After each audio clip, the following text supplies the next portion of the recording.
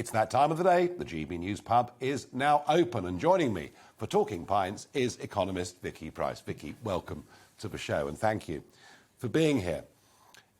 It's interesting, you grow up in Greece, and you come to this country, and you become an economist, and you've had a very distinguished career. You've worked for big banks, for KPMGs. You've held some really very, very big jobs and been a very successful economist. But I really want to take you back to Greece, because I could see that the eurozone might well work for the Low Countries and Germany and maybe France. I could see how an optimal currency zone did potentially, political questions, but did potentially exist. But Greece joined the euro on, it seemed to me, a pretty spurious set of statistics. I mean, what has it done to your home country? The first thing to say is that everyone fiddled the statistics a little bit in order to get in. But I've written a book called Greekonomics, where I showed very clearly that the euro was not an optimal currency at the time, which I mean, soon after it was developed and then adopted by all these countries. And it remained not being an optimal currency for quite some time. I also worked a little bit on the 5 economic tests that we did here in the UK when I was working for the government. I didn't believe that the euro was a good idea for us to join. Although I'm a real Europhile, and of course I'm Greek-born, and cared a lot about what would happen to Greece. But I didn't think that at the time of the euro crisis, Greece should leave. It would have been too painful. So I'm afraid Greece had to suffer hugely over that period. And in my mind, wrongly. Yes, of course, there were things that were done early on which were mistakes, overspending, the Olympics, which really affected the fiscal position very significantly. And maybe, again, the statistics didn't tell you the entire story at the time. But after that point, I think Europe should seriously have helped Greece. And Germany and France were completely against it at the end of the day. Arguably, Greece was bailed out. Yes, but it was bailed out at some huge cost to Greece. I mean, no other country saw a drop in GDP of 26% over a number of years. And the interesting thing is it didn't just happen. Of course, here in the UK, we just had a 20% fall in GDP in 1 year. Okay, and now we're recovering. Now, there you had falls year after year after year. And it got into a sort of vicious cycle. So it was just getting worse and worse, because every time the EU or the IMF would come and see that, in fact, the fiscal deficit was still in trouble, they would encourage raising taxes even more or reducing incomes for the people who work in the public sector or cut pensions, which, of course, then means less to spend. And democracy out of the window, effectively. Well, sort of. But it did work. The democracy, strangely, showed that it can still survive despite that. And to me, the most amazing thing of this whole affair was that the Greeks, even though there were demonstrations we all saw on television here, the Greeks accepted it and actually did what they were. I'm amazed. I'm amazed. I couldn't see it. I thought they'd rebel. But, they rebelled up to a point, but really nothing like what you would have expected. And you saw this again with COVID, that they had very strict rules, seriously strict rules from the very beginning. And even until last summer, a few months ago, you had curfews. You had to get back home by 9, Amazing, times by 6. And they did it. And you'd have thought... I find it all hard to believe. I really, really do. Now, as an economist, you're going to be very much in demand, in my view, over the course of the next few years, because suddenly economics, money, is rising up the list of people's priorities.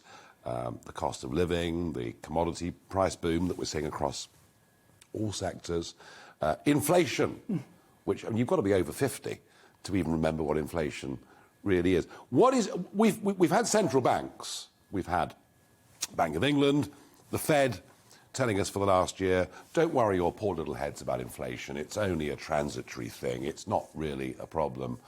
What's your view of inflation? Again, we need to remember where we started, particularly in view of this pandemic. I mean, yes, we're worried now about inflation. And in the early bit of your program, of course, you had Biden being interrogated by US journalists about the rising cost of living there, which is over 5% per annum. But we had deflation for a while.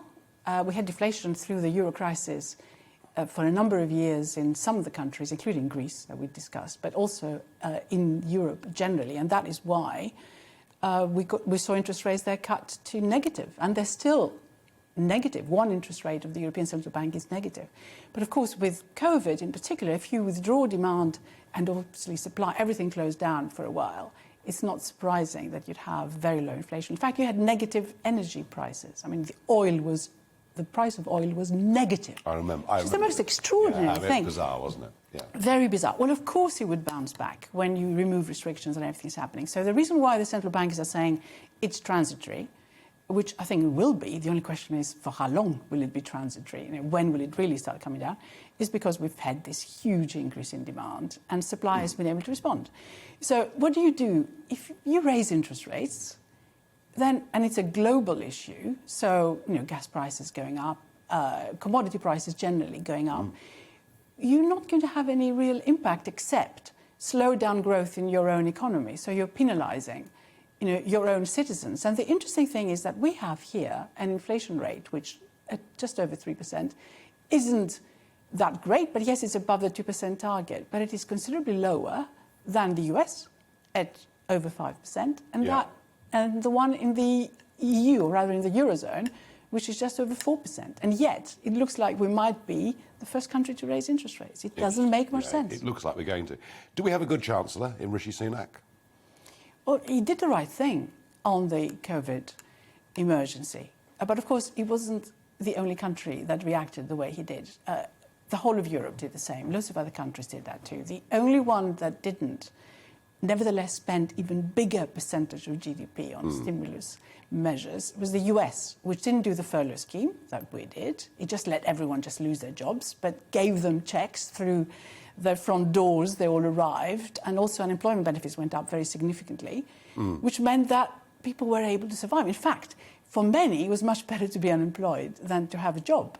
It's one of the reasons why you see that everywhere. That in America, labour shortages on a most extraordinary level. I mean, I never thought I'd see it there, But unemployment has fallen, of course, very significantly, and lots of jobs have been created. They haven't gone back to where they were, but it was a different way of doing it. It still cost a lot. In fact, as I was saying, it cost more for the US to do what it did than for all the other countries that did what Rishi Sunak did. And when some normality returns, and it's beginning to, it feels like it is Brexit Britain going to do well? Well, you've seen the forecast from the Office for Budget Responsibility, which suggests that we're not going to have long COVID. At least if it is, it's going to be mild. But we are going to have long Brexit. They think that the economy will be 4% weaker as a result of Brexit. But they are the Treasury, and they're completely anti-Brexit, and they tried to reverse the referendum. So I would kind of expect that from them, wouldn't I, really? Perhaps, but there are some really good economists there that I know and respect. And it isn't really disagreeing much with what others are saying. Even the pro-Brexit economists did say that in the short term there'll be a negative impact on the economy. And the important thing is what types of policies do you put in place to change that. So, we could become, really innovative. Supply-side reform, I could argue. All that. Vicky, it's interesting. You've had a very, very distinguished career with some big highs. You've had one very dramatic low when you finish up in prison for a few months, and we won't drill down into the reasons for that. But you have tried to turn that around in a sense, to a positive, haven't you? You've written about prison, you've talked about prison. Does prison work? Well, I'm also involved in quite a lot of charities. Yeah, I know you are. That work on that. No, it doesn't. So I've written this book called Prisonomics, which looked at the cost of keeping people in prison, and B, what happens when they come out if they have already lost all sorts of positions in society, if you like, and quite unable to get jobs. And that hits women in particular, who, of course, are much more tied to their homes and their families and their kids and their community, whereas men can move around much more easily. So men tend to get employed faster. But we have to punish people who've broken our... I mean, there has to be some form of punishment, doesn't there, for people who've broken the law? Oh, I think that's absolutely true. But of course, when you look at the differences between men and women, that's why I got really interested in really writing about women more than the men. They're generally doing, committing crimes which are quite low key. They not paying the BBC licence fee, being for one example, of them. For example, and usually non-violent. And what the evidence shows is that quite often, in fact, the majority of them have been abused at some point, or have been coerced, or have been doing the various crimes because they're trying to feed the drug habits of their other half, if you like. Yeah. So, but what they need is quite a lot of emphasis on dealing with mental issues. So quite a lot of the charities I'm involved with have women's centres which try and avoid getting these women to prison to begin with, if you like, or look after them when they come out. And the most important thing in terms of really stopping the reoffending, which is costing something like 10 billion a year. It's unbelievable. Is to make sure that they have jobs. Yeah. And that is crucial, and getting them to be employed is the important. No, well, I think, as I say, I think you've turned a big negative around in many ways. So what next, Vicky? You've had the highs and the lows, and you're back busy as an economist. And as I said, I think economics is going to become a much bigger issue in our lives over the next few years. You've had a very interesting life today. What next?